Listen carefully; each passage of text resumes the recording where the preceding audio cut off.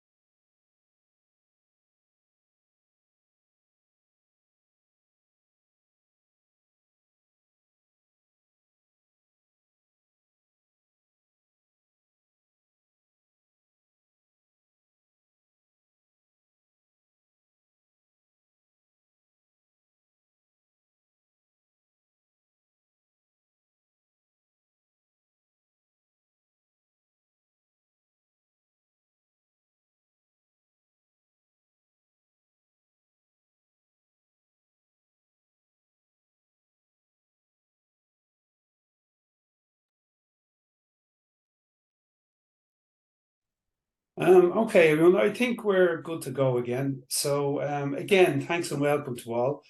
And just let me start off with a couple of housekeeping items for the session today. So first off, just to let you know, we're recording this webinar. It will be available to everybody from our website in the coming days for anybody interested in looking back over it. So the second thing then, if I can just draw your attention to the bottom of your screen, you should be able to see a Q&A function button there. You can use this through the afternoon to post up any questions on anything that's discussed, and we'll have time then before we break, and then again near the end of the session for Ed to answer some of these questions. And for those questions that we don't get to today, we'll definitely come back to you in the coming days with answers as soon as we can. So again, thanks, and we're delighted you could join us today alongside Professor Ed Kosior. And what I'll do next then is briefly introduce myself and my Repak colleagues here today who helped pull this webinar together. So on the panel today, we have Mark Hayden, who is the Head of Membership Services and Recruitment. We have Ailish Groves, who's our membership team leader. We've Tom Gaynor, who's the Head of Operations for Recycling and Recovery. And we have Sorka Kavanagh, who's our membership executive. As for myself, my name is Gary Brown. I'm the packaging technologist here with Repak.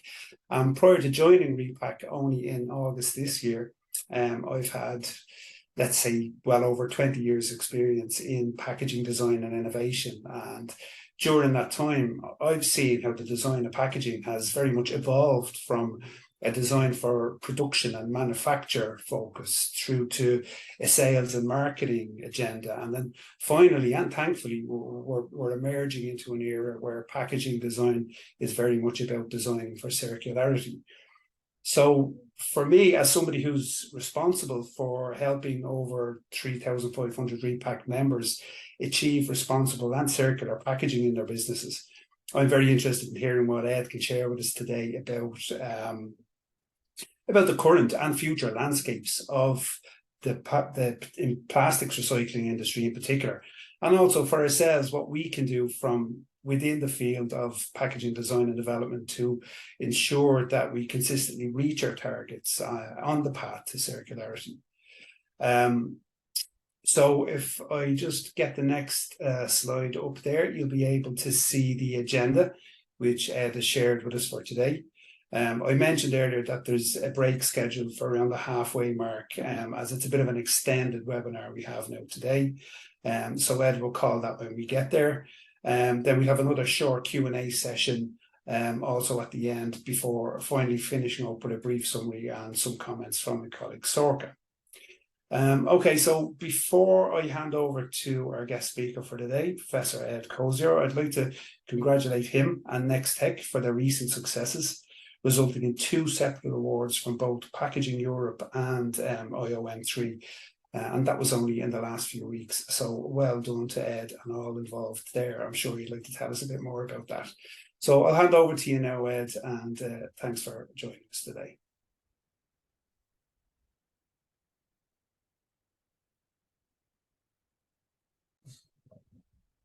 Thank you, Gary. Thank you for those kind words of introduction as well. It's a real pleasure to be here at the Repack webinar. We've had a wonderful start with Repack on an earlier conference call and presentation. And we're going to take you on a bit of a journey on closing the loop on food-grade plastics and the recycling of these materials back into packaging once again. And it's a real interesting comment from Gary about how things have evolved. Indeed, many things have changed, and we will be exploring that. Just a few words about Nextek. We develop technologies and we design recycling plants. So we have engineers and scientists who work on post-consumer plastics, and our key focus is to put more recycled content back into packaging. And that's why we're constantly involved with food-grade recycling. So next slide, please, Olga. Thank you.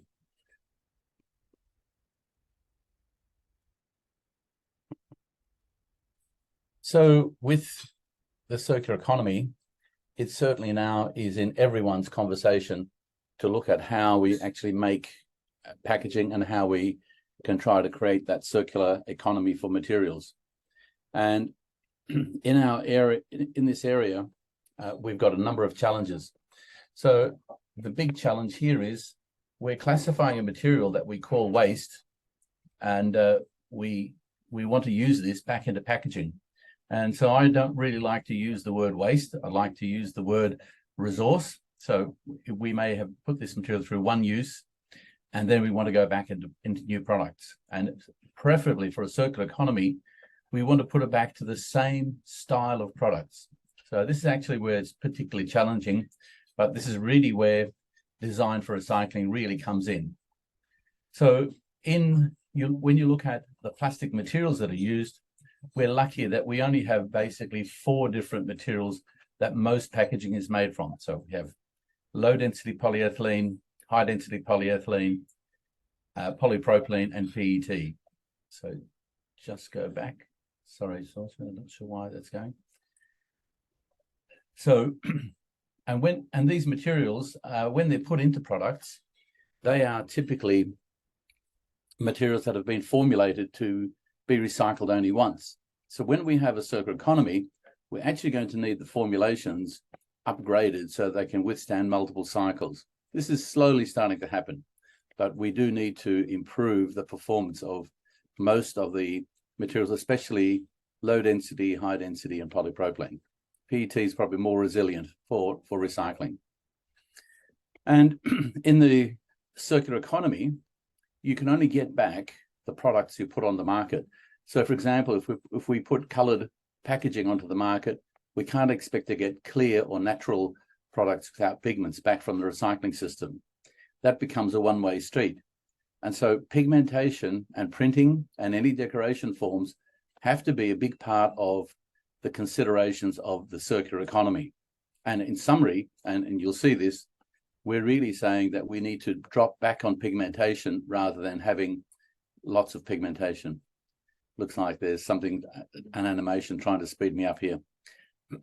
Now, the other real key issue here is that not all packaging has been designed to be recycled. So this is really a really big issue.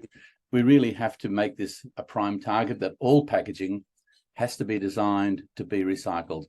And in many countries, we know that the estimates are that 25% at least of the packaging has poor recyclability. So we really need to boost that up to be something like 75% at the very least. We should be approaching 100% by 2025. So we really need to move from where we are to making sure every package has been designed to be recycled. The next issue is, can we go back into food grade applications? And this is really the big thing, because many of the packages we make and use are designed for food. And so we actually need materials that can go back into food grade applications.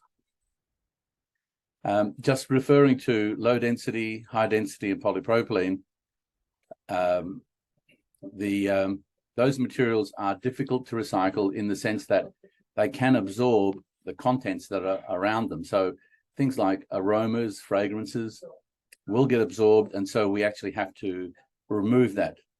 Thankfully, we can actually do that in a technical manner. The other thing we have to be aware of is the polyolefins, low density, high density polypropylene, do get oxidized through each thermal recycling process. And so we actually need to address this with stabilizers and also be aware of the limitations in terms of properties. And in terms of what we can actually recover, if we do the very best on collection, the very best on sorting, and the very best on recycling, we typically get a 60% recovery rate. And that means 40% of the materials we are looking to use will have to come from either chemical recycling or from virgin plastics. So this is probably something to keep in mind, that if we try to target 100% recycling rates, we might get the collection, but we probably won't achieve the other part. Okay, so the other little comment to make here, that every time we replace 1 ton of virgin plastic with recycled plastic, we save about 1.5 tons of CO2. So just coming to comment on the next slide, please, finally. Just to comment on the carbon footprint for recycled plastics, I think what we need to point out is that not all plastics have the same carbon footprint. So PET has a significantly higher carbon footprint than polyethylene or polypropylene. And so if you're going to look at carbon footprint, we should be ideally using the polyolefins, low density, high density polypropylene. And also we can achieve the same carbon footprint saving at a lower percentage of recycled material. So we should be looking at this, and this table shows that recycled PET and recycled polyethylene are significantly different in the carbon footprint. And the other thing to mention is that when we go from waste to oil, or we go to pyrolysis or the chemical recycling routes, we are facing a fairly high carbon footprint, typically double that of a recycled polyethylene material. So it is challenging. We can't rely on chemical recycling to reduce carbon footprint. Mechanical recycling is always going to be more efficient, and so it should be the preferred direction. So next slide, please. So just coming back to the concept of circularity and design for recycling, and ideally, as I mentioned earlier, it should be going back to the same product. So we really have to think about the whole package and how that package is put together. So I've already mentioned the resin should ideally be stabilized for multiple cycles, and ideally it should not be pigmented. I'll actually be making some suggestions on pigmentation a little later.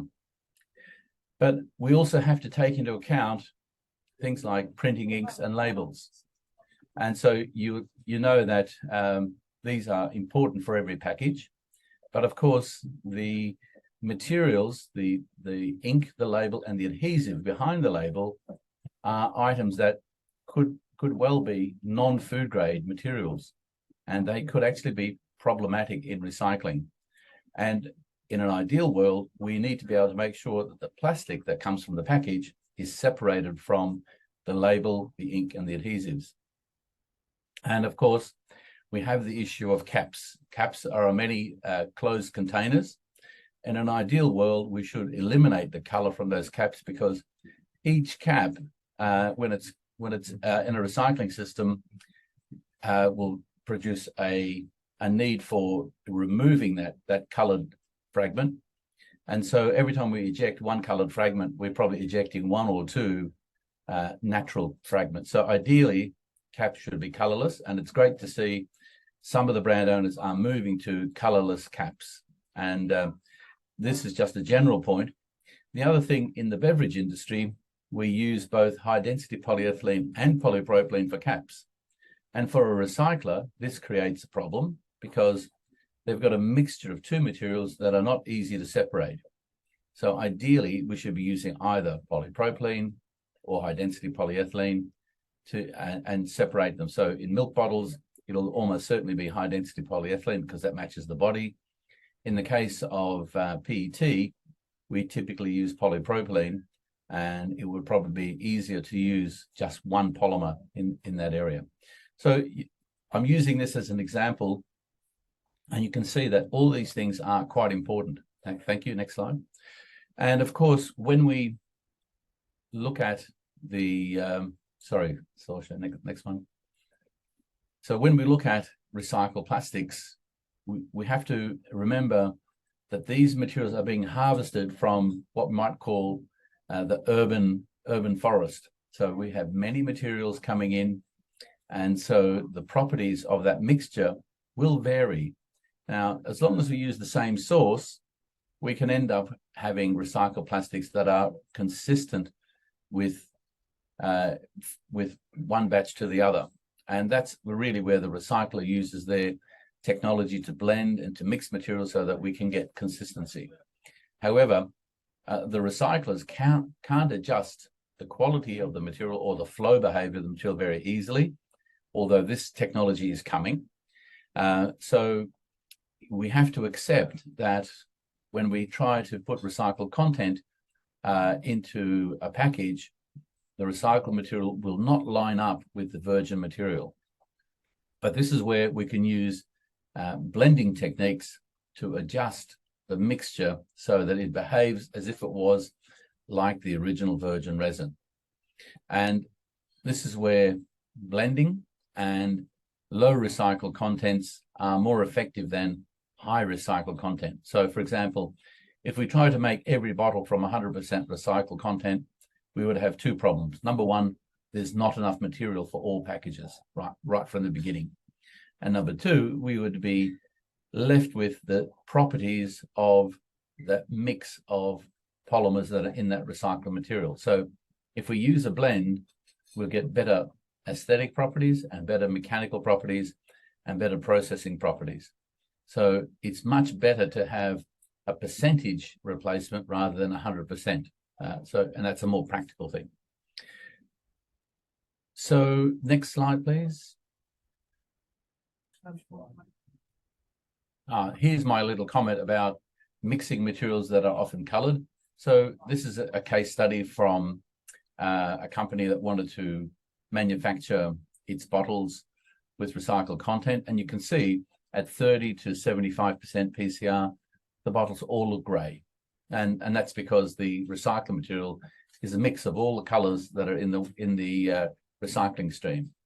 And of course, in this case, if we use a sleeve to decorate and inform the consumer about the bottle, we can get a product that looks identical to the original material. So you can see in the bottles with the sleeves, on the left-hand side, we have the virgin material, no PCR in it, and then the ones with 30 and 50% are in the middle and on the right. And so you can see the consumer still gets the message, the product can still go out, and it looks functionally useful to the consumer. So this is really where the packaging side has to become creative about using recycled materials, incorporating them in the product, making sure it all works, plus then having decorative and labeling systems that work along with the product.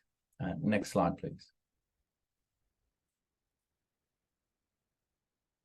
So I want to say a little bit about food grade recycling of plastics.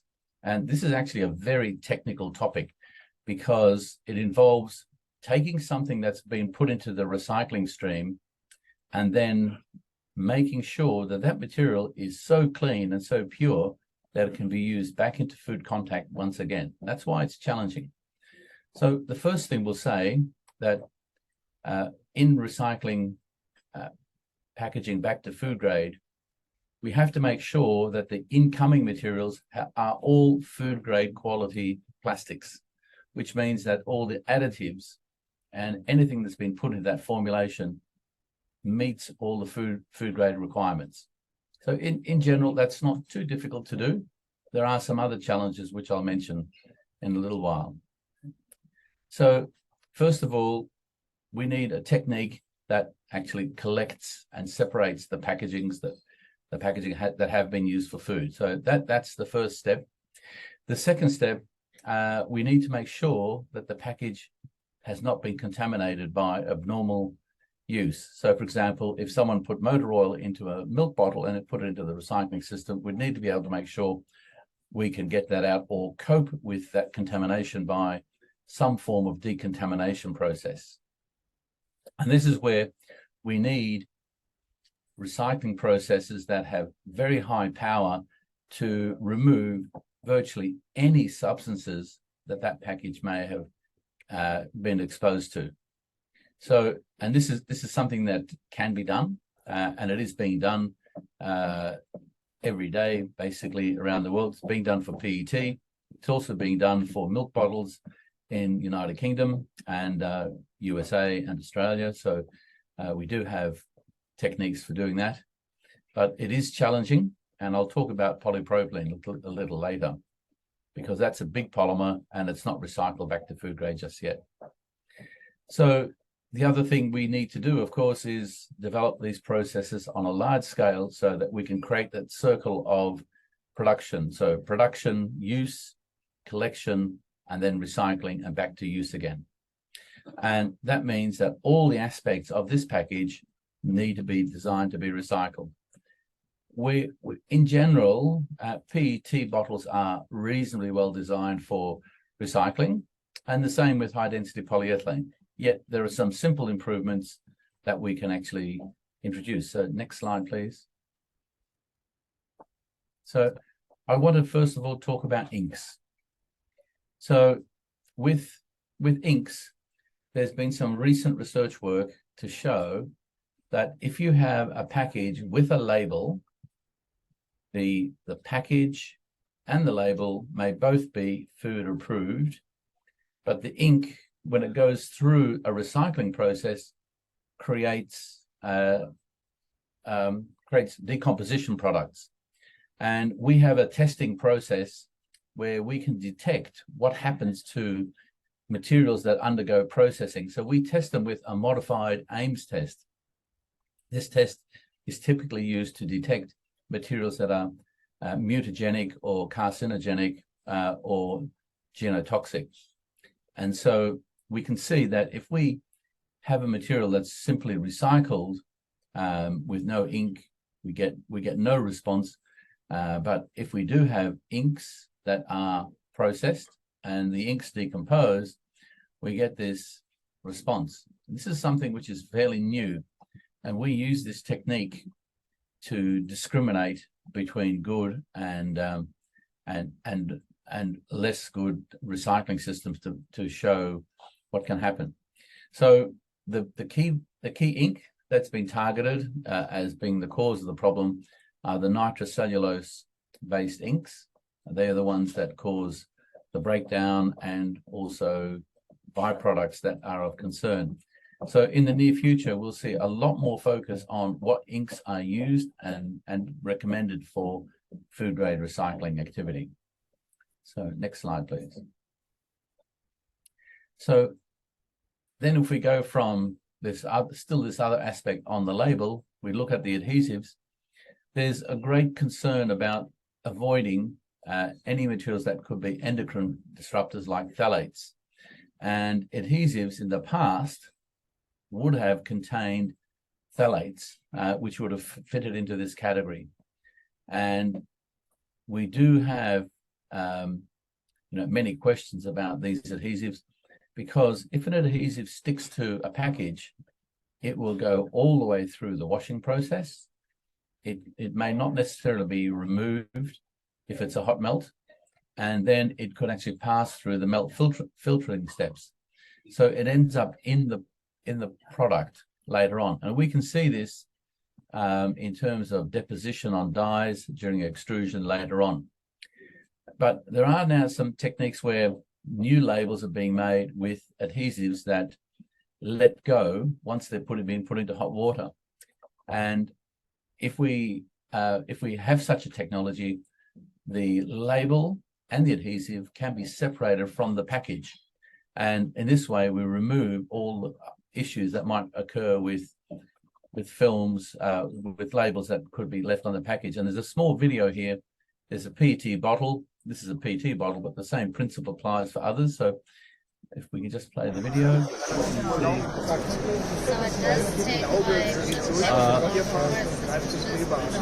it does take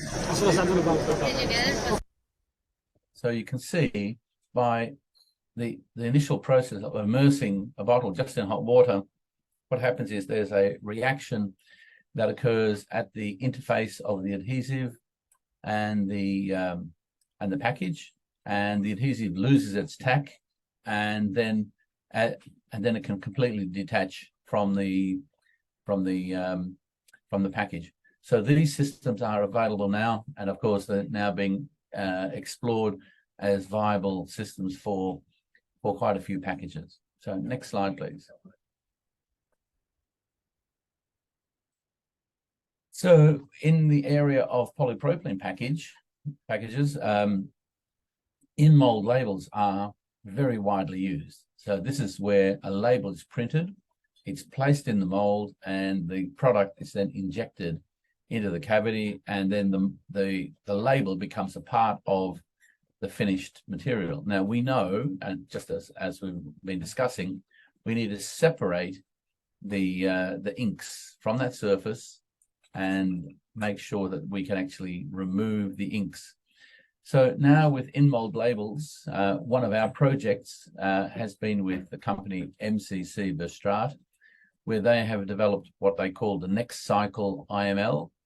And so you can see down below colored packages. Now, those packages are decorated with an in-mold label, but once they're ground up and cut into pieces, the in-mold label film will actually delaminate from the label, and it can be separated out later by air classification.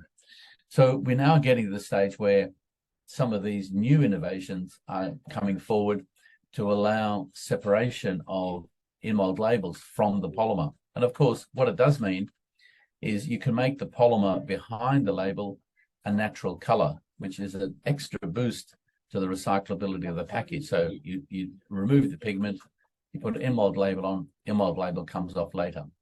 So that's a very positive step in mold labels. So next slide.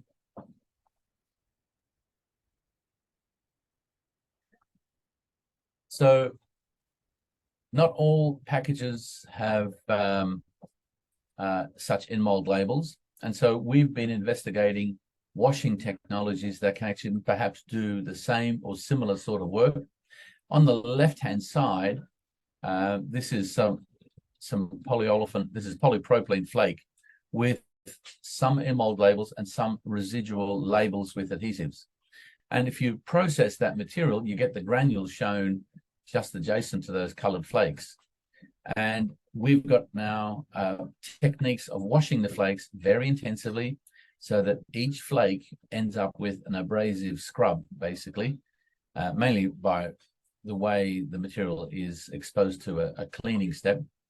And in this case, we can actually separate out any inks that have been printed on the surface and also any adhesives that have been there. So this is by an intense washing technique. And of course, that gives you a much cleaner looking flake, which can make a much cleaner looking granule. And then we eliminate those issues that are associated with inks. So this is really an important point about having new recycling technologies interacting with packaging design. Ideally, the package should be designed the right way. However, we can actually improve things in the recycling process as well. Okay, next slide, please.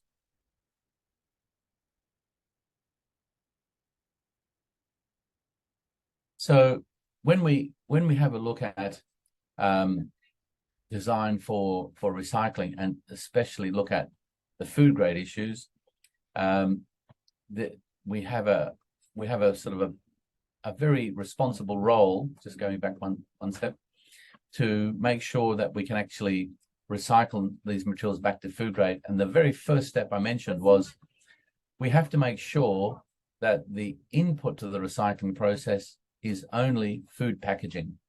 In other words, ideally, we want milk bottles or dairy bottles to go back into dairy bottles. And on the right-hand side here, we've got this is GCMS analysis. So the peaks are showing you the presence of compounds when we do a headspace test. And what you can see is that in the middle graph, this is food grade recycled high density. We have nearly all the peaks that are present in the flake disappearing and less than virgin. So we'll go to the next slide. So, but the question is, how do we do the separation between food and non-food packaging? So this is where there has been a lot of activity in Europe about how we sort this out. And there are 4 techniques that are quite prominent right now. And the first one, which I will elaborate on a little later, is the use of fluorescent markers. So in this case, what we do is we apply a label with a fluorescent ink on the label, which we detect during sorting. So it's a special label that reacts under ultraviolet light. It changes color, and then we can sort the product out. And we'll demonstrate this a little later. But the other techniques that are also available are digital watermarks. And on the left-hand side, you'll see a tray which has a series of dots in a curve on the tray. Bit hard to see during this presentation, but the spacing of the dots, the curvature of the dots, provides a unique signal. So a camera that looks at the object and will find these dots spread over the object will be able to decode the dots and say, this is a polypropylene food tray or a PET food tray or something else. And of course, there is the other technique on the right-hand side, lower right-hand side, which is by Digimark, which is also a digital watermark. In this case, the print is especially coded to contain a signal that can be decoded by a high-resolution camera, and that information can be then interpreted as, if you like, a digital barcode. It's actually not a barcode, but it's digital information that can be recognized from the print. So that means that the package can then potentially be identified for what it is. So these are techniques, but there's one more, the next slide, which is worth mentioning. So we've all heard of the applications of artificial intelligence. Well, this is now coming into the sorting of recycled materials. So this example is courtesy of Grey Parrot, who lent the images. So at the moment, the artificial intelligence is not used directly for sorting. This is coming, but at the moment, MRFs that are sorting packaging would typically have a camera looking at what's going into the sorting system. Then they'll have a camera at the other end saying what's coming out of the system. So in this way, you can tell whether your sorting is effective or not. And the way it works is, as an object passes under the camera, the image is examined, and the image then basically has a series of attributes. For example, it may have a neck, it may have a width to it, it may have a particular shape. And so the artificial intelligence systems are trained to recognize these objects.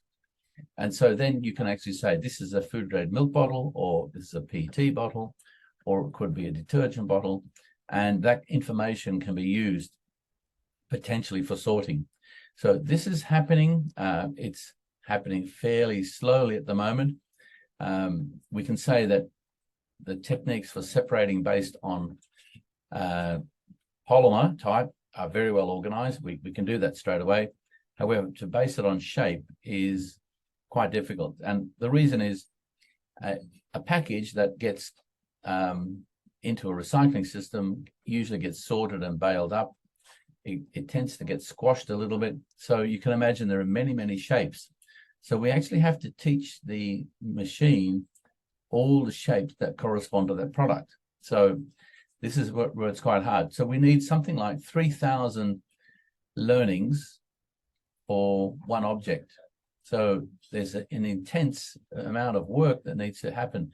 If you imagine all the SKUs that are around, you've got to teach the machine to identify each SKU, but in different configurations, flattened in many ways and shapes and so on. So it is something that will happen, but it's happening slowly because it just takes a lot to teach the system how it all works. Okay, next slide, please. So these systems I've talked about are quite advanced, and they're trying to move the sorting of packaging forward. And of course, if we want to go back to food grade, you know, we should always ask the question, can we use design in a better way? So if, for example, we're going to be eliminating pigments or controlling pigments, we could perhaps do something very simple. So for example, if we use natural colors and white for food packaging, and we use pastel colors for non-food packaging, such as personal care products, household cleaning products, and then we use black for automotive and garden products, such as herbicides, motor oil, and so on, we would be able to sort the packaging in the current range of consumer products into food and non-food, and then into what might call toxic materials. And so this would be a very simple system, which could be very easily applied to all recycling equipment because they all can sort based on color. So I know the advanced techniques are all coming. We're working on some, many others are working on advanced sorting techniques, but just imagine how much simpler it would be if we use white and natural for food grade. All of a sudden, we could easily tell if there was a colored component in our food grade stream, and we could sort that out very quickly using bottle and flake sorting. So I just make the point that fundamentally we could change the recyclability if we sit down and think it through and then make big commitments to address the recyclability. So I think next slide, please. And I think we're coming up to the Q&A and opportunities for any items to be discussed. So very happy to answer questions. I know we've raised lots of points here, but happy to pause for a moment and listen to what your thoughts are. Okay, I'll just come in there, Ed, for a moment.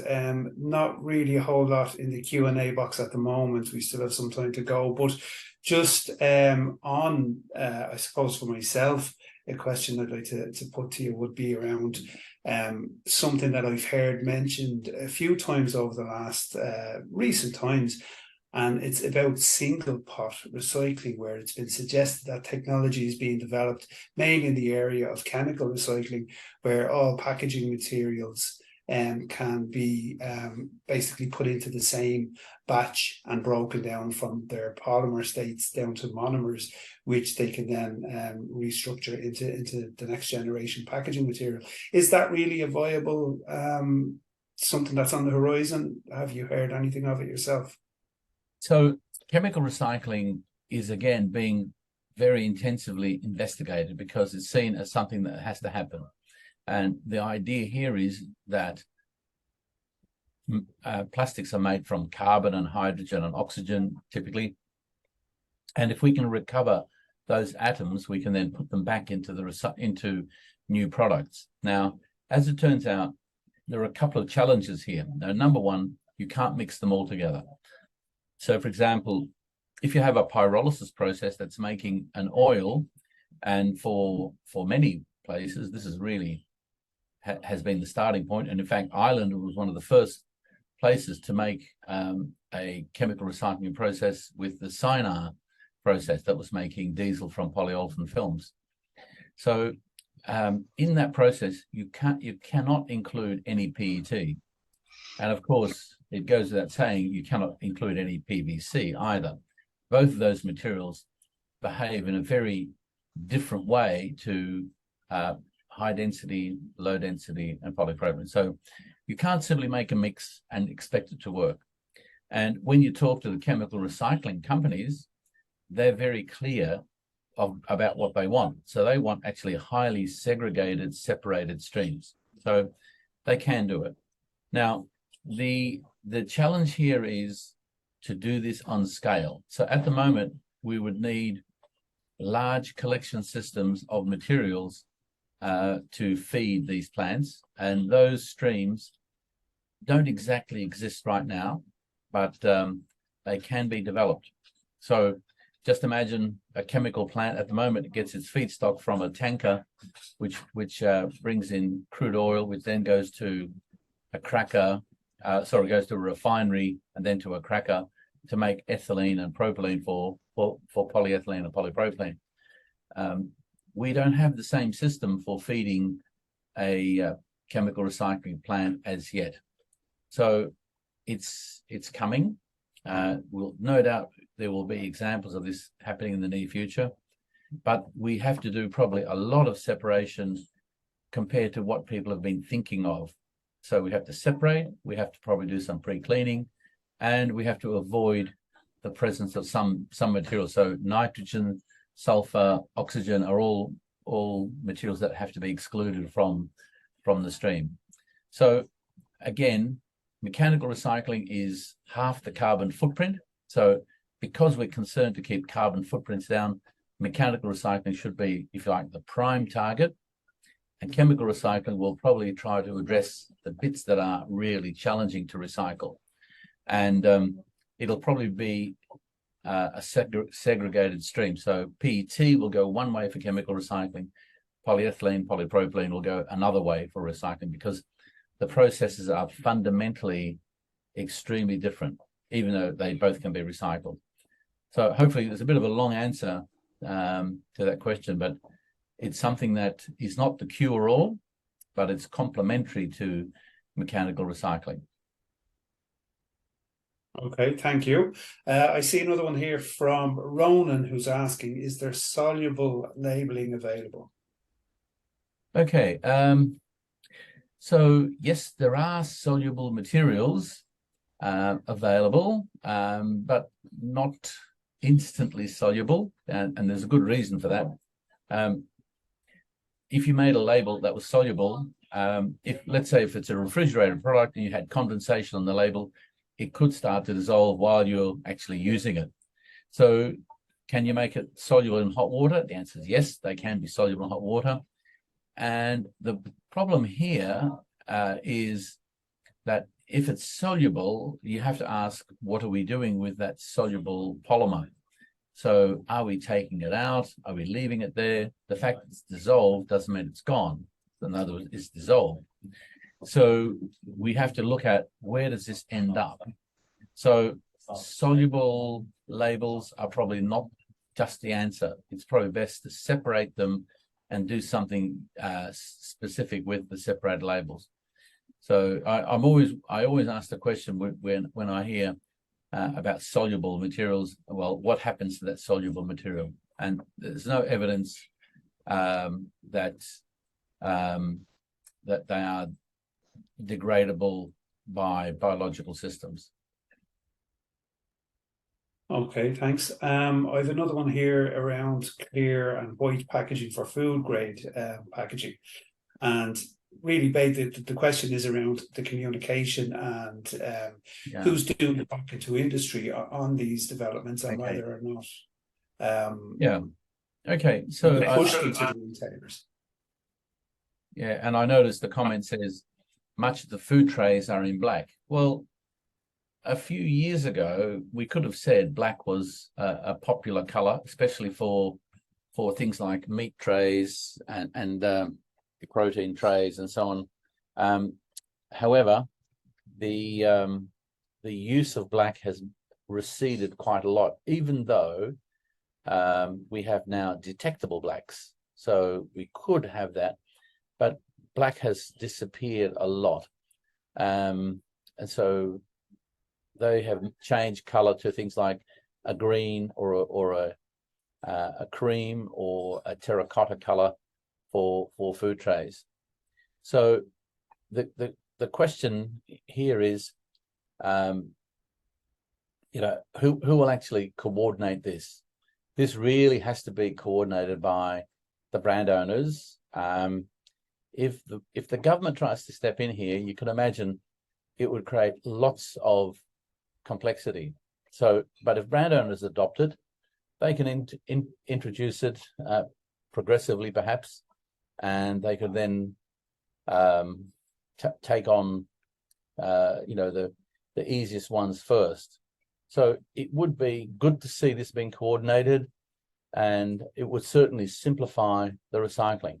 The sort of thing that we'd like to see is industry associations coming forward and putting the recommendations up, saying, this will give us circularity and better recycled materials much faster if we do this. And so everyone would benefit, and the costs would stay down as well, because the complex sorting systems are not cheap, and they'll add a lot of cost, whereas this one actually will save money and provide a better solution. Okay, thank you. So I'm just looking at the time, and I think we're pretty much on schedule if we want to take that break that we said we'd have halfway through. And I think, Ed, maybe we'll come back at, say, 3 p.m, if that's okay. That's fine. So we'll allow everyone to have a short break, and then we'll be back at 3. Wonderful. Thank you. Thank you.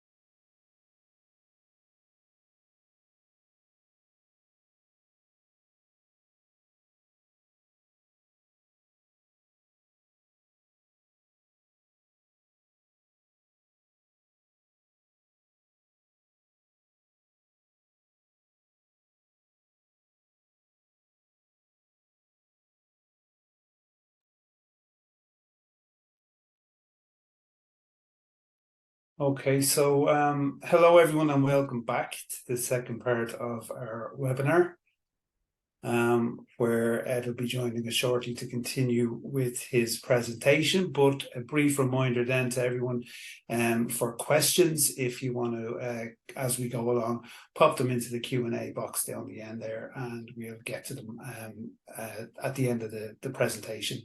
And for any that we don't get to, we will follow up with you. So make sure you have your name in there first to follow up with you all. So thanks a million, and I'll hand back over to yourself, Ed. Okay, thank you again, Gary. So I'm going to answer one of the last questions that popped up just before we went on the break, and it didn't get answered. And if we just if I just sort of rephrase the question, it was asking, why is polypropylene not recycled back to food grade? Is there something that happens to its properties? Well, that's the perfect introduction for the next section, because we're going to talk about the recycling of polypropylene. And I'm going to explain why it hasn't happened to date and what is happening right now. So polypropylene is as big a packaging polymer as PET. It's probably the same sort of volume as PET. It's used in, of course, many applications. So it goes into typically pots, tubs, and trays. It doesn't go into bottles. And a lot of the recycling of packaging started off as the recycling of bottles. So we typically have beverage bottles in PET, and then we have many personal care and milk bottles and household cleaning agents in HDPE bottles. And this is really where the technology of recycling started with bottles. So polypropylene was a late comer to the recycling stream, yet it's equally important.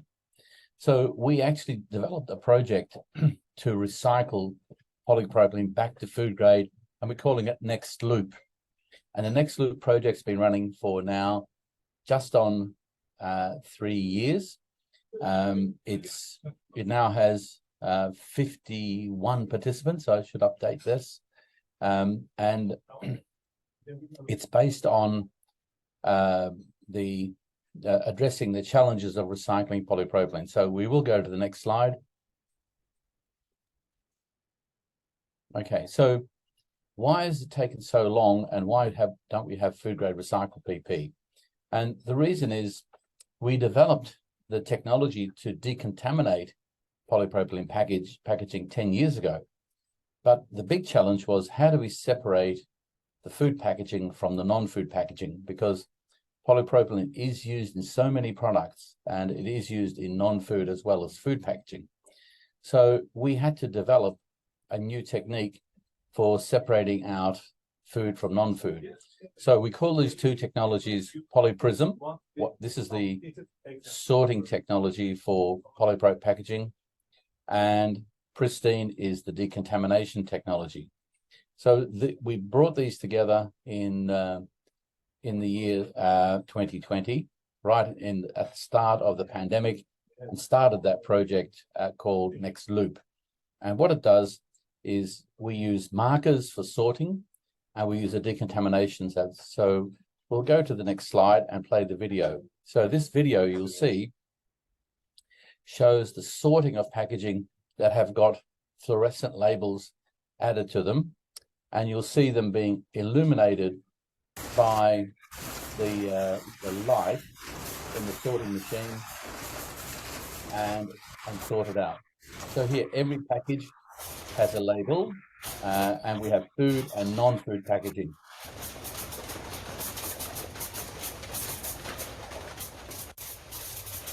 So you can see a blue band across the belt there, and that blue band is ultraviolet light, and it allows the package to be detected and sorted. And it runs at, in this case, the sorting is running at over the 99% in the first sort.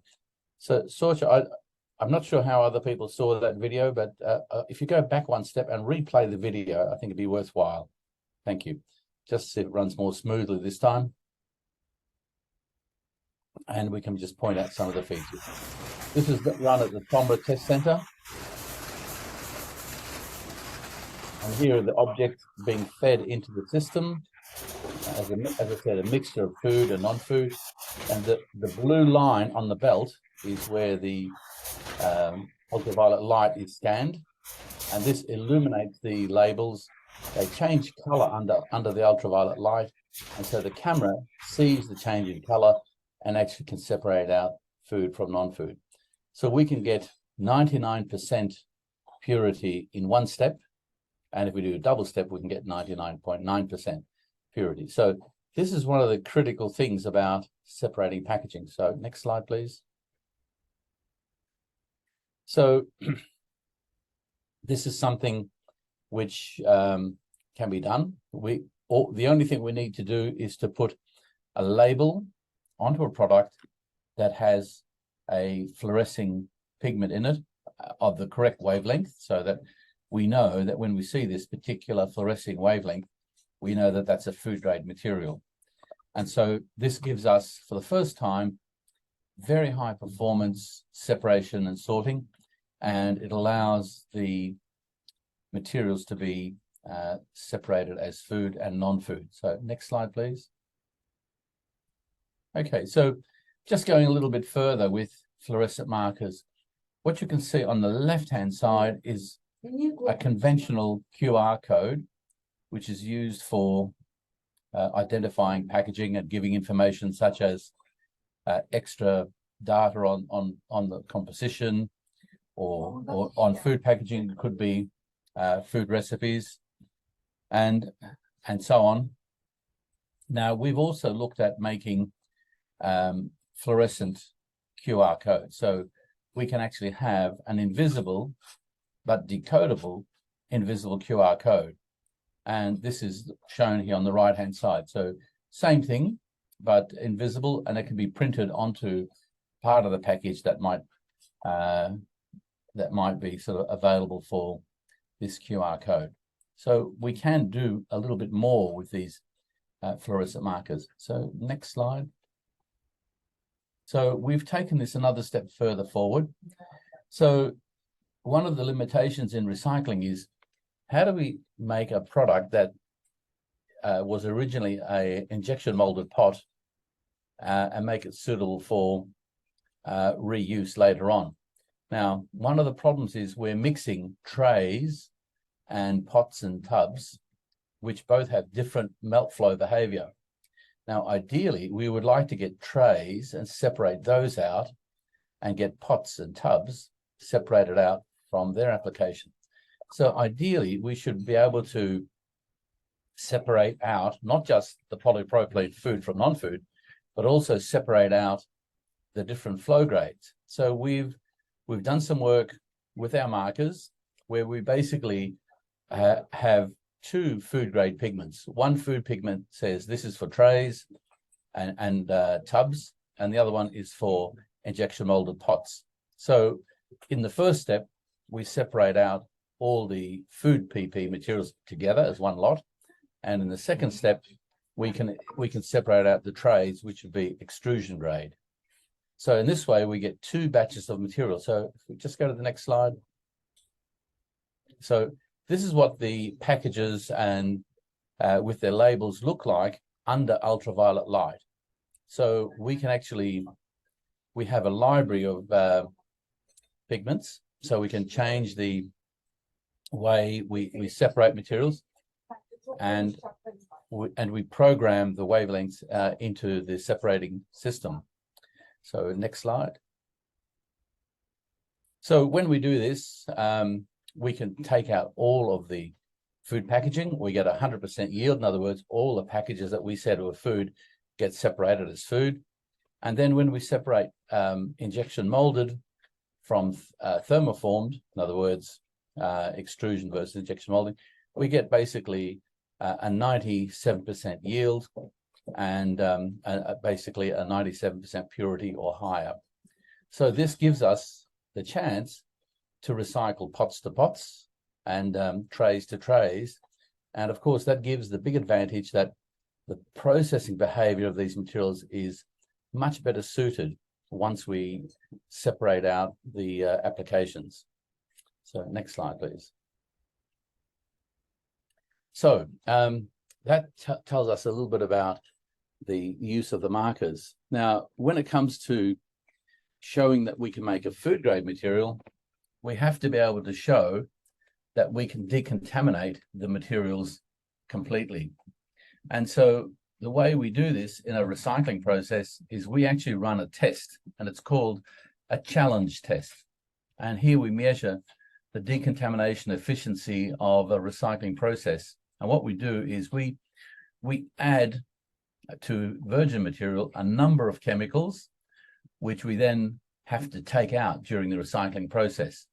So we use things like solvents, toluene, chlorobenzene, both polar and non-polar solvents, and then other molecules like phenylcyclohexane, benzophenone, and then high molecular weight materials like hexyl salicylate and isopropyl myristate.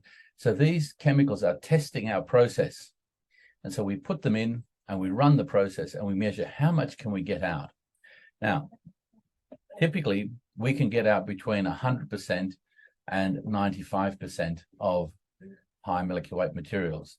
And so this is really important because if we can actually have a very powerful decontamination process, it can actually guide us to whether we can make a food grade material or not. So we've done this, and here are the results. This is for the next loop process.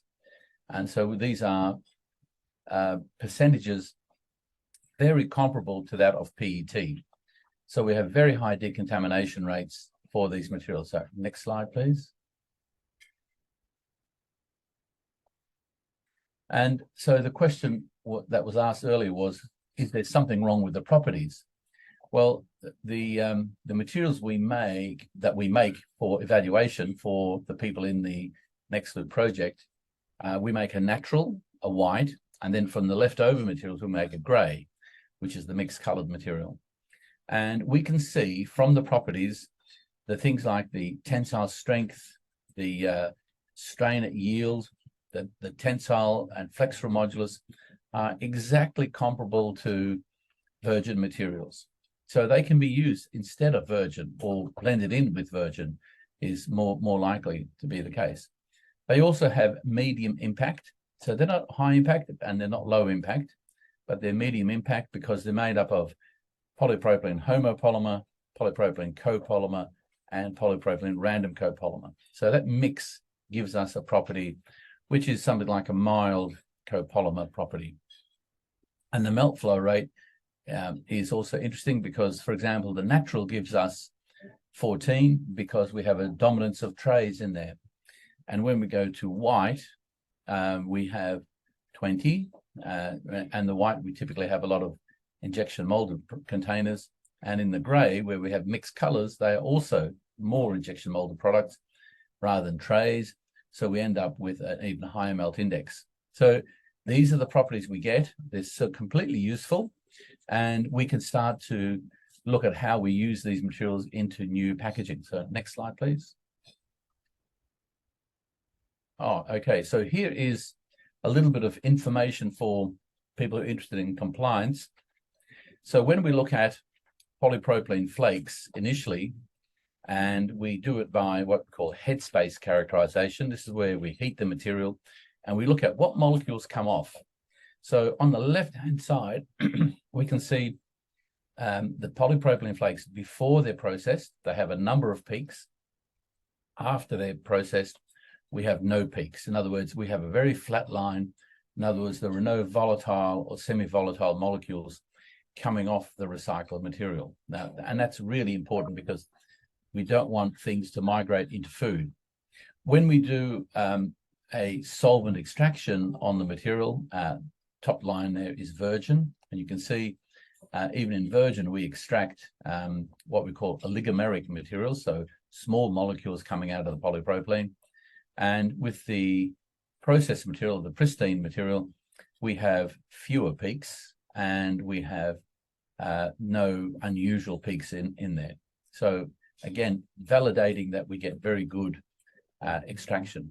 And as I mentioned earlier, it took some time to develop this technology. And so polypropylene was one of the last materials to be looked at for food grade recycling, but we now have these tools. So next slide, please.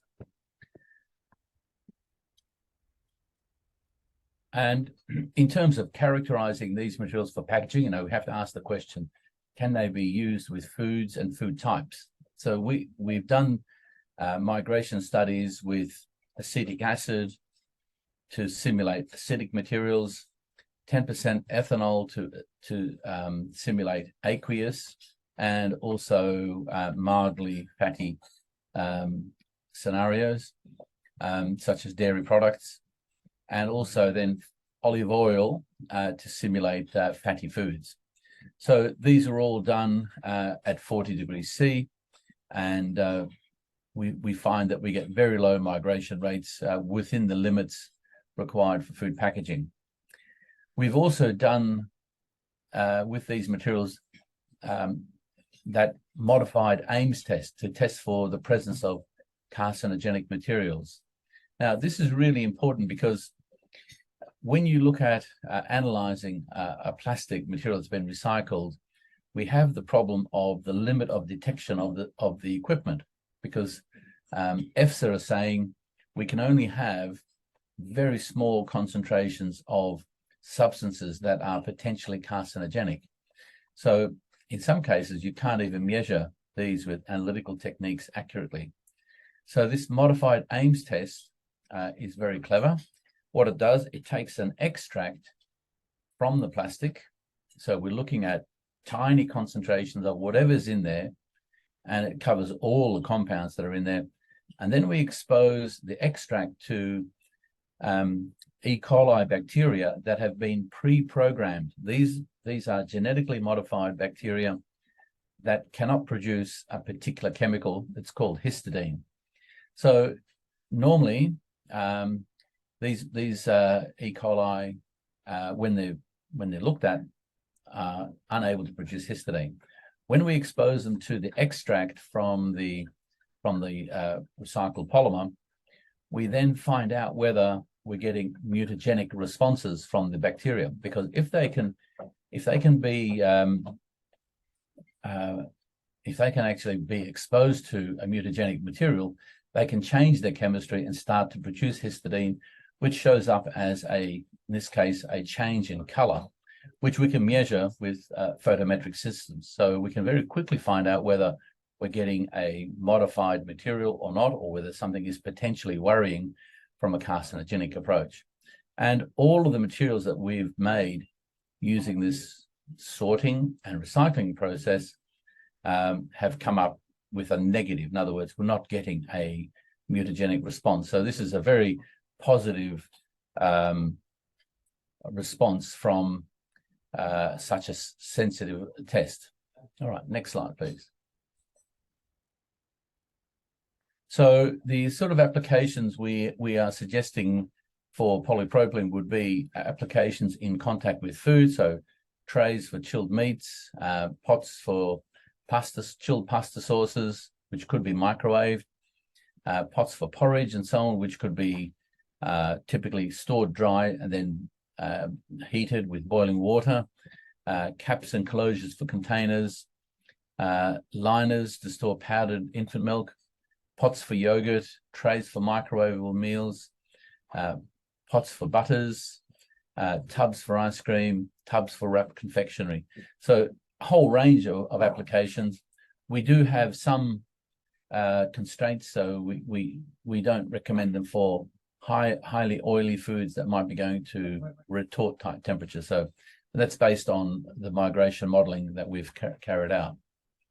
So as it turned out, one of the most critical applications was storage of jelly for toddlers, because for the EFSA requirements, you have to scale the migration limits according to the body weight of the person having ingesting food.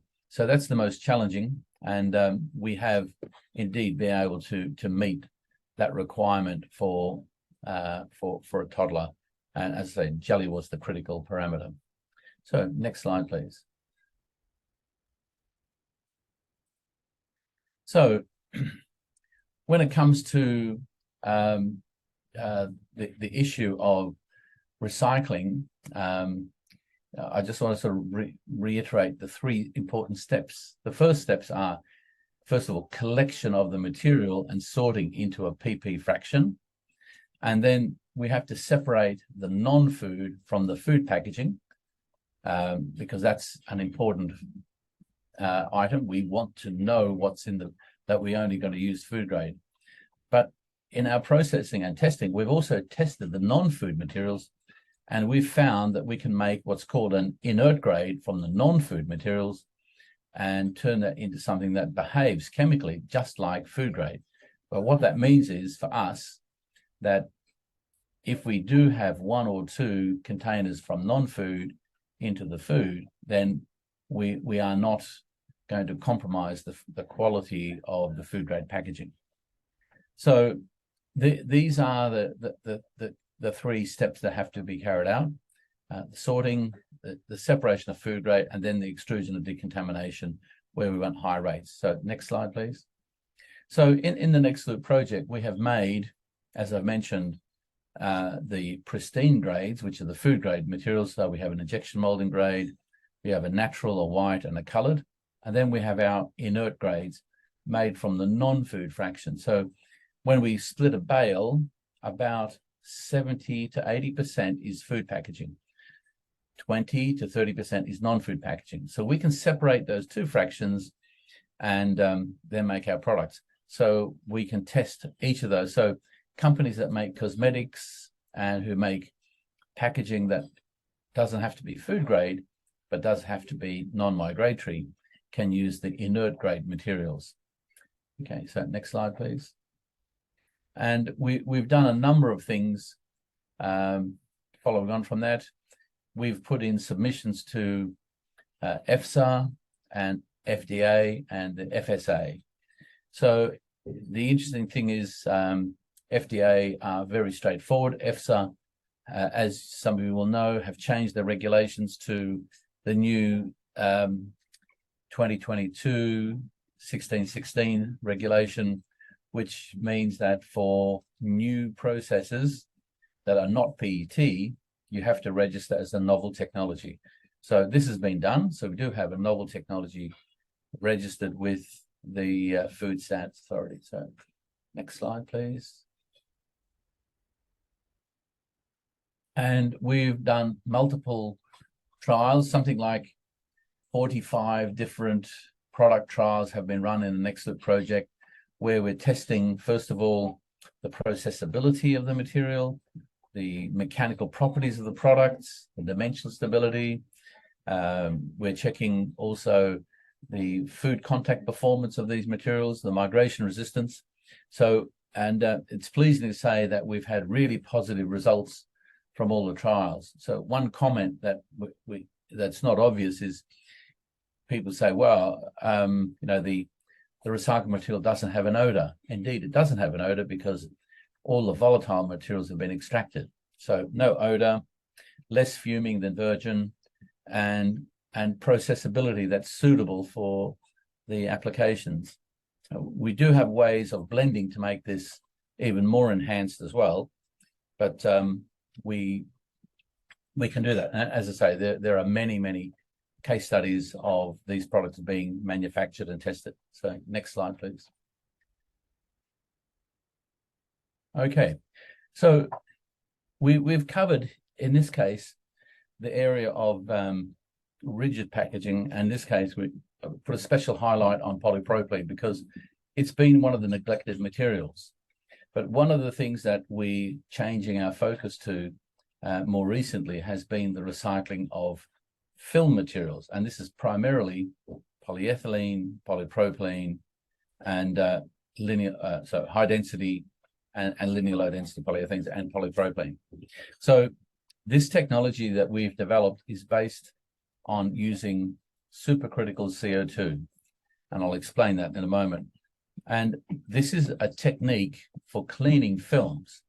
And we went into this because there was no process for mechanically recycling film material back to food grade. And this is the technology that has won the prizes most recently, the Alliance Prize to Plastic Waste in New York, where we won that competition, and more recently the one the Institute of Materials, their Sustainability Award, and also Plastics Europe Sustainability Award. So if I just go next slide.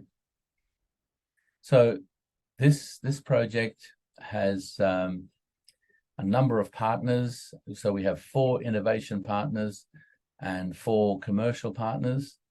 So we have, as our innovation partners, Nottingham University, Bangor University, ourselves, and Suprex was there. It's now changed to Bioextractions Wales. And we have Unilever and Amcor and Allied Bakeries and Viridor as the commercial partners working on various aspects of the project. So we have really the supply chain here. We have the innovators in here, and we also have people who make film, use film, and then apply film back as a recycled material. So next slide, please. So just to say a little bit about supercritical CO2. So carbon dioxide we normally think of as a gas in the atmosphere, but if we take that gas and cool it down, we can transform it to a liquid, and probably people are familiar with dry ice, which is solid carbon dioxide. But if we take the gas CO2 and compress it, but at the same time keep it warm, in other words, say temperatures above 50 or 60 Celsius, we can take the gas to a supercritical state where it behaves like a solvent, yet it has the properties of a gas.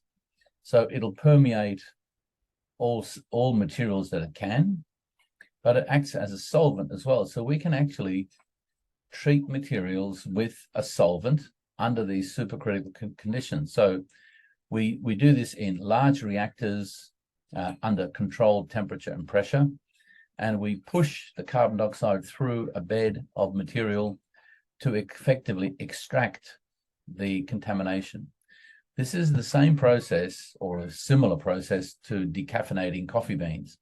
So it also uses supercritical carbon dioxide. So in this process, we can first of all remove all the oils, which is really quite important because washing techniques are not good at removing oils. And we can also remove the semi-volatile molecules. And in other words, we can remove the odors that could occur. But equally, we can also de-ink the films, depending on what inks they are. And we use a co-solvent to improve the ink removal. And one of the things that we can do as well, with some films, we can actually delaminate the films into the various layers. So this process doesn't use water, which most film recycling plants do use. And we don't need drying because we just change the phase by changing pressure. So we go from supercritical fluid to gas, and then any of the other materials will actually dissipate and fall out when we change the pressure. So we don't have to deal with corrosive materials or toxic solvents at the end of the process. We simply take the carbon dioxide, clean it up, and recompress it and reuse it again and again through the same cycle. And so we don't have any issues with the collection of residues. We don't have a lot of waste to clean up or any problematic way if we're using, say, a water-based process. So this is coming, this technology. For next slide, please.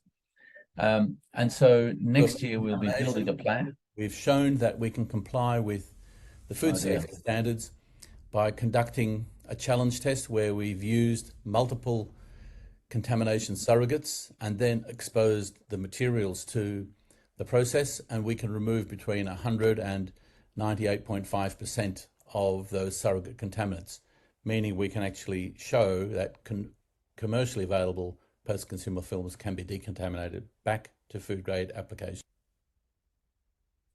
My apologies for that slide. It had an audio clip in there.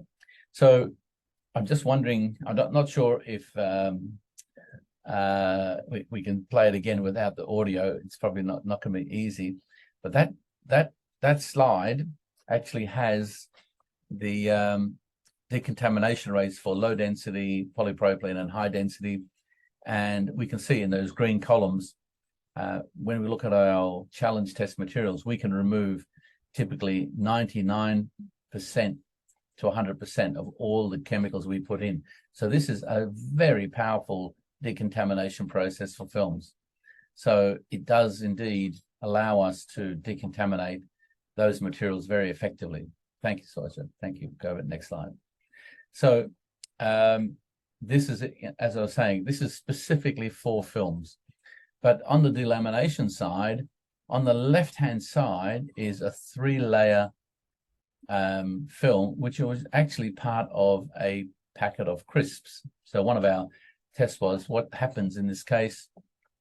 And a crisp packet is made up of metallized polypropylene, a mid-layer, which is an adhesive layer of linear low density, and then a reverse printed PP layer. So in our treatment of this material, it actually will split into 3 layers, and the mid-layer, the linear low density, takes off the metallizing and also the ink, as it turns out. And so we can show this with electron micrographs, looking at what happens after the process. So we can clearly see going from A to B before and after the separation of the material. So next slide, please. And here again, looking at the de-inking and oil removal. But first of all, the de-inking on the left-hand side, this is the crisp packet. The top left is the crisp packet. The reverse print layer before and after treatment. And then the crisp packet, this is the mid layer. We can remove the ink from the mid layer, which is from the, it's split between the 2 surfaces. And then separately on the third image, that's actually a King's Mill bread bag, which we put through the process, and we can indeed remove the ink from the film. So this is really quite important, because it allows us to take away the issues that we talked about earlier with inks. Just on the oil one as well, very often films are in contact with oily substances, and it's important to be able to remove those oils before we actually recycle them. And so this is integrated in the process. The solvent will actually dissolve the oils, carry them out, and we can separate them out of the process. So we've shown we can remove more than 99% in this particular step. Next slide, please. So here's just another demonstration of CO2 clean being applied to polypropylene films. So these films were recovered from post-consumer use. They happen to be used for the bulk bag threads and so on. So what we've got here are 2 GCMS traces, so gas chromatography, mass spectroscopy, looking at the peaks before and after treatment. So these are thin fibers. They're typically 20 micron thick fibers, and the blue traces is before, and the orange ones at the top are after the CO2 clean treating process. So the blue trace, you'll see many peaks across the spectrum. The big peaks are polypropylene peaks, but it's the small peaks that we're concerned with. And after the process, we can see that we've removed many of the small peaks, but more importantly, the big bulky peak on the right-hand side, it represents oil and greases on the film. And we can see we've totally removed that. And that can be some cases problematic to remove in recycling processes by washing, and also difficult in extrusion. So this process can actually remove that very neatly. And so we can see it cleans up the polypropylene, removes some of the higher molecular oligomers that would otherwise come out as odors in the polypropylene. Next slide, please. So the future steps for the CO2 clean process is we're in the process of designing and building the plant. First one will be in the UK. Next one will be somewhere in the EU area, which we've located. And we're going through a process of scaling the process to pilot plant to full-scale plant. And of course, along the way, we're submitting dossiers to EFSA and FDA. And of course, this is not building a plant. It's not just the only thing we need to do. We still need the separation of food to non-food packaging, which has to happen prior to the material coming to us or coming to the plant. And then we know that we will be looking at a lot of plastics that will be from non-food sources. So we'll actually be investigating the cleaning of those as well. So ideally, we will also develop closed loop applications. And we're seeing more and more of this happening. Companies are saying, how does our product enter the recycling stream? It doesn't fit the conventional stream. Can we actually create a closed loop? Creating a closed loop is actually a fast track way of gaining EFSA approval, because if you can genuinely close the loop, it's already permitted under the EFSA regulations. So as businesses seek to recycle their materials, taking on collection and recycling could have quite a big benefit and shortcut the whole process of approval. Next slide, please. So I think this is my final slide before we open up to Q&A. And, I just want to summarize by talking a bit about, how do we accelerate the circular economy for plastics? And of course, here our focus is on plastic packaging. The first things that we've got to talk about are the infrastructure of collection of materials.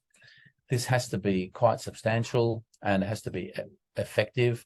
And of course, it means we have to engage with consumers so they collect and separate the materials into the right streams. And of course, we need an end market for the materials we do recycle. So we've got to put recycled content, preferably, into every package. And as I mentioned earlier, 30% in every package is better than 100% in a few packages, and technically much easier to handle in so many ways. And ideally, each country should be covering its own packaging material. So we shouldn't be exporting our problem to other parts of the EU where it may or may not be properly recycled. Just on the right-hand side, we can see some of the things that we still that may help. Things like blending in or having complementary work with chemical recycling industry. So things that are currently difficult to recycle could be processed by chemical recycling. And obviously, we need big recycling operations rather than small. I mean, if we have small recycling operations, it means we need many more of them. But to get a proper circular economy, we have to try to make a big impact on the volume of plastics that we currently make and use. And so, the work and the research that needs to happen needs to focus on improving the efficiency of that circular economy at all stages, from design to use to recovery to recycling. And that, hopefully, I've tried to illustrate some of those things today.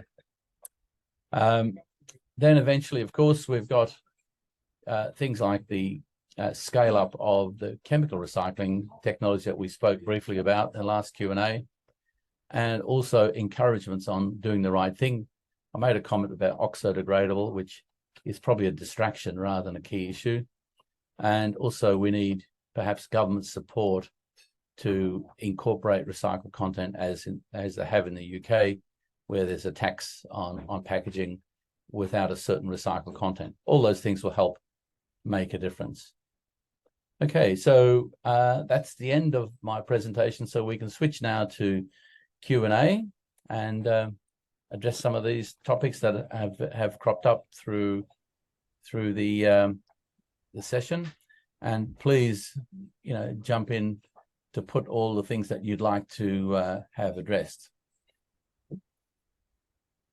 Okay, thank you, Ed. That was certainly very interesting and cutting edge, and it was great to hear some of the the advancements you've made and you're continuing to look into. Certainly around your CO2 process, you can see the question there on the decontamination that brings about. The question is really, will that process be available in Ireland anytime soon? Is the question, hang on, I'm just trying to get there. Will it be available anytime soon in Ireland? Here in Ireland, yeah. Yes. The answer is potentially yes, because Ireland is putting some infrastructure for collection and resorting of films.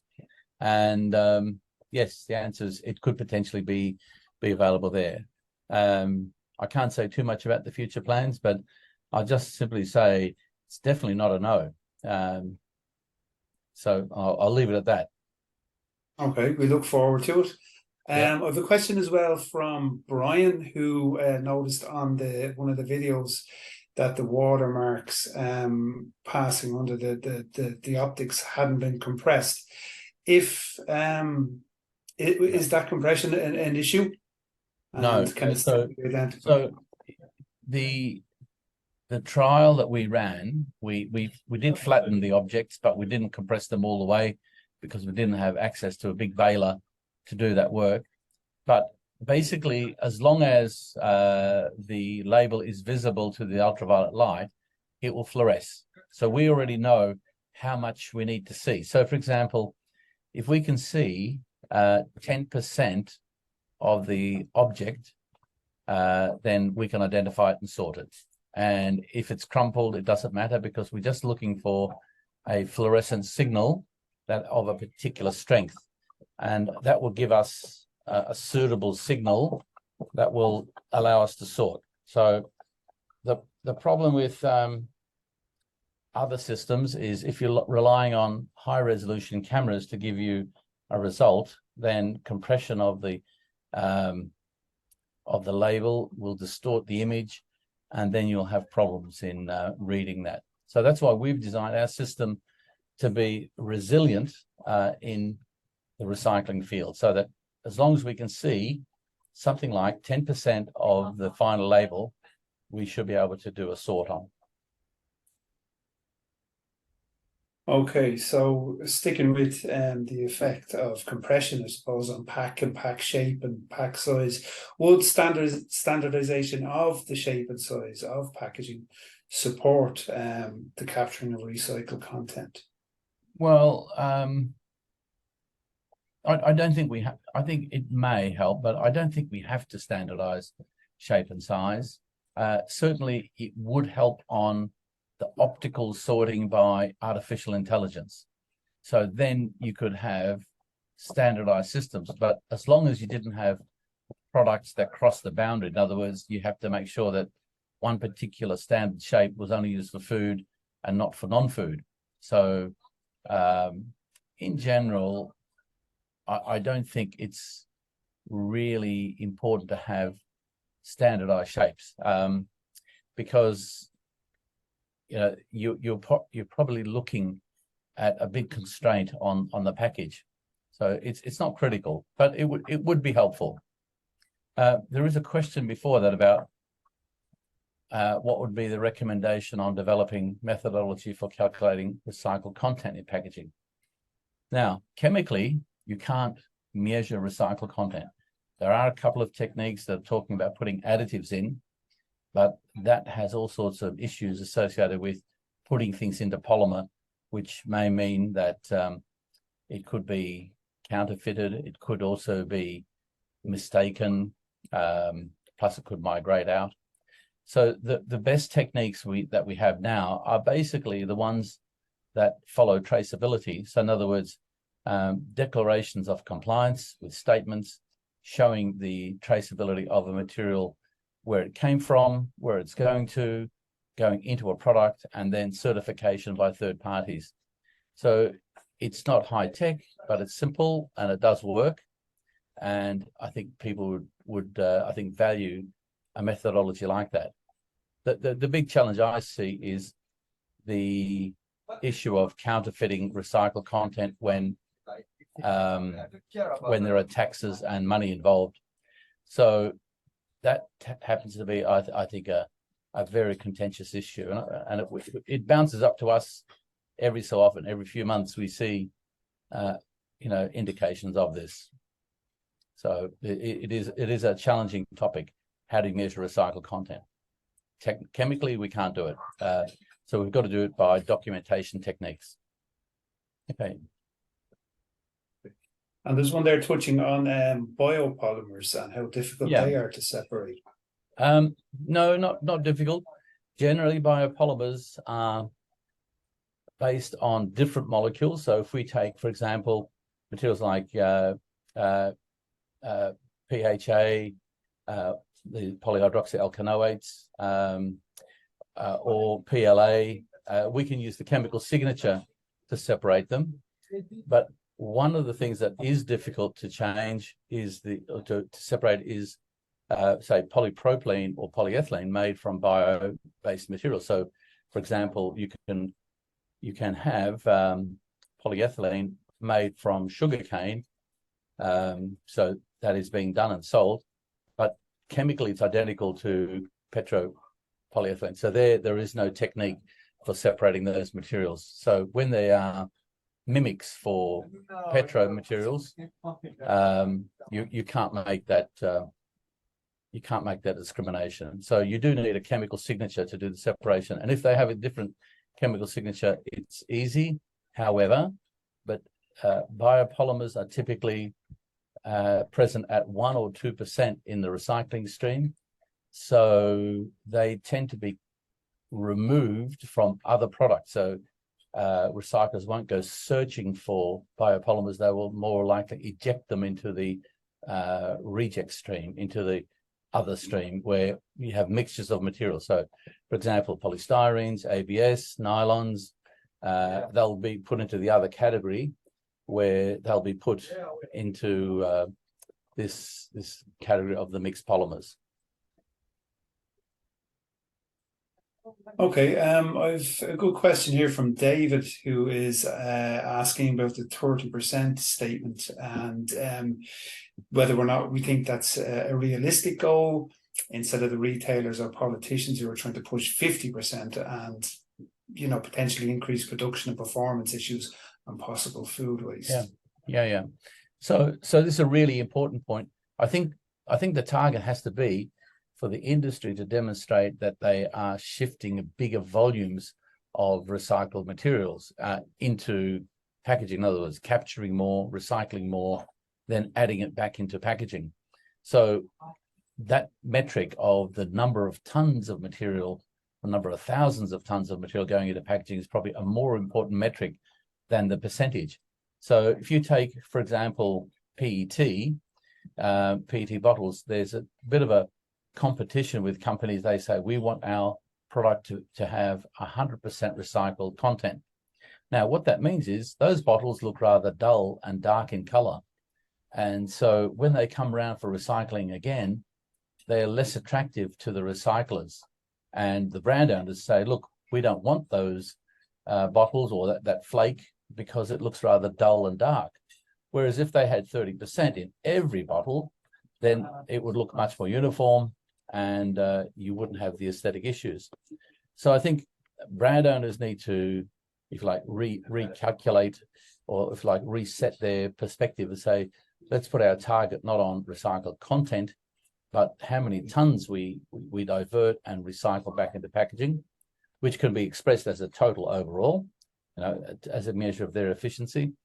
But certainly the lower the recycling rate, the less problems you have in processing and meeting all of your food contact issues as well. So this is really, I think, a matter of common sense, winning over, if you like, the marketing statement, oh, we have 100% recycled content. Sometimes concepts are more complex to communicate to a consumer, but perhaps we need to take the time to explain that we're doing more good at 30% than we are at 100%. And I think every technical person would immediately understand the improvement at the low recycling rate. We just need to convey that back to the consumer that this is actually better for the CO2 economy and for the packaging than trying to target 100%. Okay, I'm going to maybe test your knowledge of the PPWR insofar as, while it's not in place just yet, this is the upcoming packaging and packaging waste regulations that we expect to see come at us from mid to late next year. And it's definitely an opportunity for us to deal with some of the issues that we currently see within the packaging and recycling industry. Of those opportunities and things to change, is there anything within there that you feel we could use PPWR to use to make some of those changes and really capture some of the big problems and deal with them at an EU legislative level? Well, I think we do need to give a lot more feedback to the European Commission, for example, because on the Packaging and Packaging Waste Directive, they've set targets, but what they haven't done is put the resources that can actually help deliver some of those targets. So, for example, on this issue of food grade, high density polyethylene and polypropylene, they don't have any processes. Now, I would have thought they may have had some sort of fast track process to scientifically evaluate all the new technologies. Now, at the moment, we could be waiting for an application to be considered of the order of 7 years. Now, it's difficult for companies that want to invest in recycling to say, we're going to invest and we spend millions of euros in building a plant, and then we have to wait 5 years for final approval. And even though we can go to market earlier, what happens if there's an unfavorable opinion? There's an element of risk that people won't want to see. So what we do need is much more positive support from the European Commission on helping to reach those targets. And part of that is to develop the science base behind all this. And that's really what the Nextloop project has stepped into. We've stepped into a vacuum left by the lack of studies in this area. And we're confident that we can do that. And of course, the other thing that the European Commission need to do is they need to update their database on recycling, because they're using data from the year 2000. Now, in the year 2000, recycling was just getting off the ground, but they're using the same data and the same thinking as of that time. So they're making the assumption that every kilo of plastic has toxic contamination in it. And we know that that's not true. And we know that many other developments have happened in terms of sorting, cleaning processes, and the contamination rates are much, much lower. Now, if they revise their guidelines and they revise their approach, we would have a much easier way of complying with the regulations. So we want safety, but we want safety without excessive barriers based on modern science. So the Packaging and Packaging Waste Directive is really bringing everyone to the point of saying, we actually need these goals to be achieved in order to hit the circular economy targets. So they need to be supporting the scientific areas in doing that. The other thing I'd say is, just coming back to this issue of recycled content and how much you put into a package, there needs to be an industry view of how do we actually reach these targets simply with less complexity and less cost, and then come back to some simple ways of achieving those goals. So we've mentioned, for example, using color as a way of sorting. If we use color as sorting, we wouldn't need expensive technology. It would be completely reliable, but what it requires is cooperation across the industry sector, all the packaging companies saying, yes, we'll do that. We won't breach the rules, and it would greatly simplify everything for everybody. And then we could really get circularity happening very quickly at minimal cost. So they're probably just two of the things I'd be making comment on. There are probably many more, and I'm happy to see if there are other questions, around that topic that might be more specific. One of the open questions for the European Commission right now is that chemical recycling is not counted as recycling. So if you buy a polymer, let's say polypropylene food grade polymer with chemically recycled content, the European Commission does not count that as recycled content. They just see it as virgin polymer. So this discussion is well underway. It has to be resolved. It's not resolved yet. So there's more to be done in topics like that. So it's a big question for a big area. And there needs to be representations to the European ministers to take these questions on and to help resolve them, at a big level, so that we can actually get the answers and guide industry about what they really would like to do. Yeah, and just a comment there from Vivian, who mentions that our own Department of Environment and Climate Change are proactively engaging with the Commission on PPWR and are recommending any approach must be supported by balanced and verified scientific evidence. So thanks, Vivian. Also, question from a little bit earlier, actually, how does 2 tons per hour relate to the volume of waste being reprocessed? This was in relation to the earlier slides from the second session today. Sorry, just repeat that, could you, Gary? Does 2 tons per hour relate to the volume of waste being reprocessed? So this goes back to the earlier slides that you showed us today. Maybe we can follow up on that one if it's not too clear at the minute. Is it 2 tons per hour? Yeah. Oh, okay. So just to clarify that point. So that was the processing rate on a conveyor belt. So that means per conveyor, if you have a 2 meter wide conveyor, that means it can carry and sort 4 tons per hour. So 4 tons per hour translates roughly to just under 30,000 tons per year, which would be the sort of size that most people are building recycling plants now. So if you're building plants, modules of 30,000 tons are, pretty much where it's at. There are some plants being built at 80 and 100,000 tons because, of course, they're bigger and more expensive to build. But 30,000 tons is a commercially viable size. So it does have a big impact. If you think how many packages would be involved in that, we're talking about billions of packages being processed at 30,000 tons per annum. So quite a substantial impact at that level. But that's typically what a plant would do. And we calculate it based on the throughput per meter width of belt during the sorting operation. And that's, we measure this because we wanted to determine, is the sorting using markers slowing the process down or not? As it turns out, there's no slowdown. We just get an improvement in accuracy. So no slowdown, but a better performing system.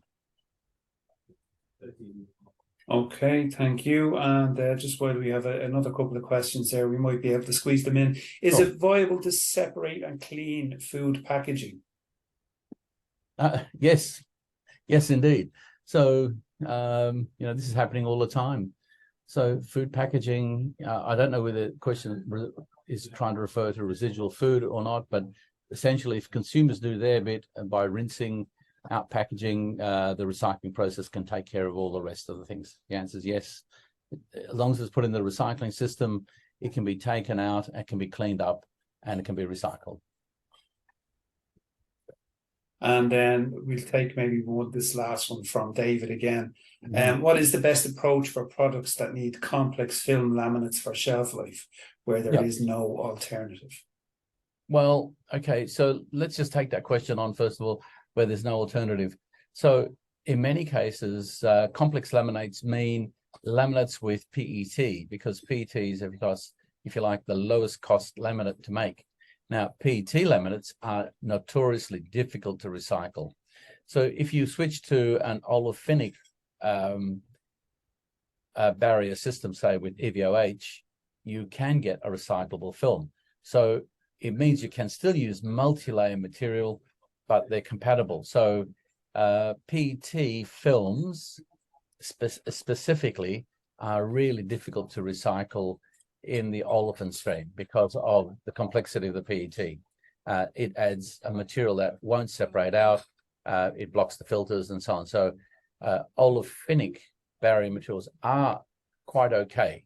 So, and that's been a bit of a revolution happening in the film sector. Companies that make multi-layer materials are busily making high barrier, recycling compatible blends of material with often PP, HD in the various layers, and some cases with EVOH, in some cases with glass silica layers in the middle, where the silica is compatible with recycling. So you can get high performance, you can keep the thinness, you can get the barrier performance you need for food, and it can be recycling compatible. The issue is always proving these out, getting them tested, and also cost, making sure that the cost is viable. But at the moment, to use PET, if that, or nylon, basically makes the films unrecyclable. So we've got to move away from that. It's a matter of what we switch to, but it can be done.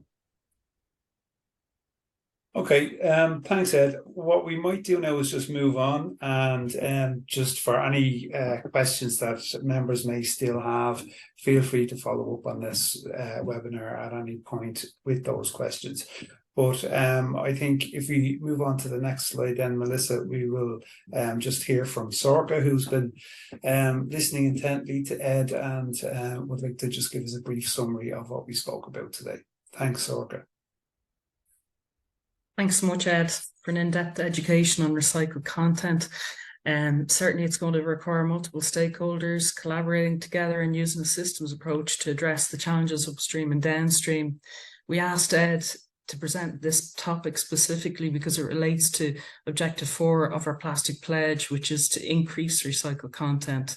It helps not only build a circular economy for plastic packaging, but it supports us in reaching our targets, and critically, it reduces the extraction of virgin material at the very start, ensuring that we manage material flows in a more sustainable way.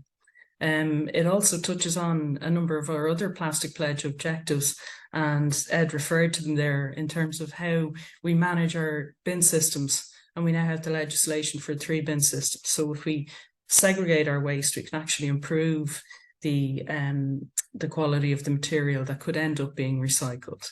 If you want further information on that, we have plenty available on our website now. You can just get in touch with myself and Gary, and we can gladly send you out some information to support you in driving home the 3 bin system and how to manage it in your workplace and in the businesses that you operate in. We've been working on 2 projects this year. One is the Natural Cap project, and this is like a working group that we have, one of the numerous working groups that we have. And we aim through the support from our stakeholders to have all HDP milk containers to have a non-pigmented cap.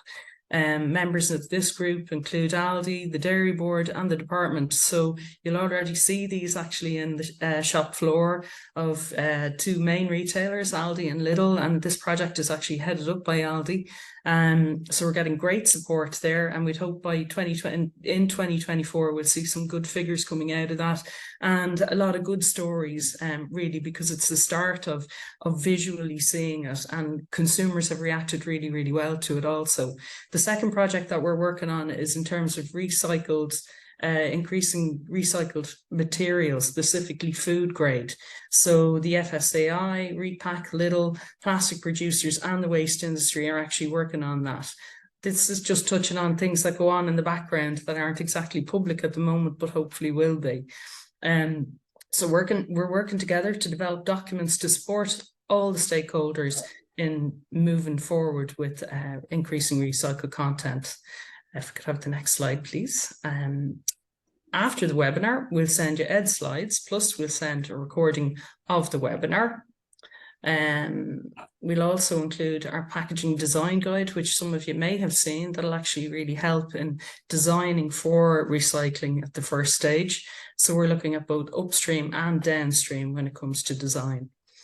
We'll also send you a short post-webinar survey, and we'd urge you to really complete that to assist us in supporting our members, because ideally what we want to do is we want to be able to have webinars that are geared towards helping you to drive circularity in packaging. So please do let us know what we can do better, where we can, look to thought leaders like Ed, who can give us informative and engaging webinars, and we'll send that out to you as a link afterwards. If you'd like to know more about our Plastic Pledge initiative, or you'd like to sign up to the Plastic Pledge if you're not a member, then please don't hesitate to contact myself or Gary on Plastic Pledge at bpac.ie.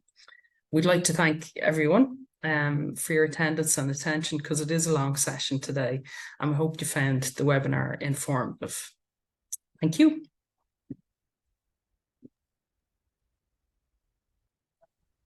So thank you, Sorka, and thanks to all the members for signing in today. And final word to yourself, Ed, if there's anything else you'd like to say before we sign off. No, yes, there is something I'd like to say. First of all, thank you for inviting me to the webinar. I really do hope I've created some interest in some of the topics. Certainly very keen to hear your feedback, other topics that perhaps we could have expanded on. Certainly it's great to talk to a group like yours who are looking forward to the future and shaping the future. I find that very important because basically people will change the future as opposed to being led by their own pathways. So I find what you're doing very stimulating, and really I applaud what you're doing. And hopefully you were able to keep up with my audio here, because every so often I have little bits of background creeping into the presentation as well. So thank you for persevering with that in this unusual location. Okay, thanks a million. So we'll leave it there, everyone. Thank you all for joining up. So thanks and goodbye. The session is now ended.